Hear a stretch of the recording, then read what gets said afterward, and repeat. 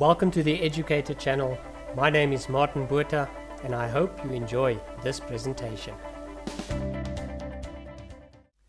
In this presentation, we will be taking a look at the background to the novel Life of Pi. Life of Pi has been described as a fable, a religious story or parable, an adventure story, and a castaway story.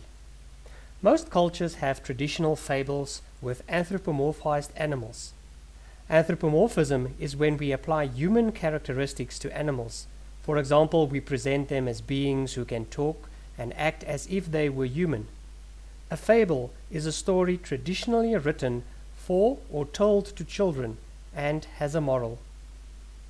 A castaway is someone who is cast adrift or ashore, usually on an island, as a survivor of a shipwreck. Some castaway stories feature cannibalism. When asked about the meaning of Life of Pi, whether it is an allegory or fable, a religious text, or simply an adventure story, the author answered that the reader should read it in any way she or he wants to.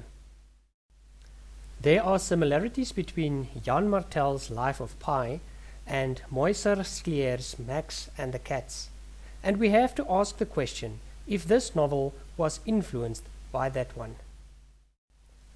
Life of Pi is set against the tumultuous period of Indian history known as the Emergency. In 1975, Prime Minister Indira Gandhi was found guilty of charges related to her 1971 election campaign and was ordered to resign. Instead, and in response to a rising tide of strikes and protests that were paralyzing the government, Gandhi declared a state of emergency, suspending constitutional rights and giving herself the power to rule by decree. The emergency lasted for 18 months and was officially ended in March 1977, when Gandhi called for a new round of elections. It was this political and economic situation in India in 1977 that prompted Pi's father to move his family to Canada. Lastly, let's take a look at the setting.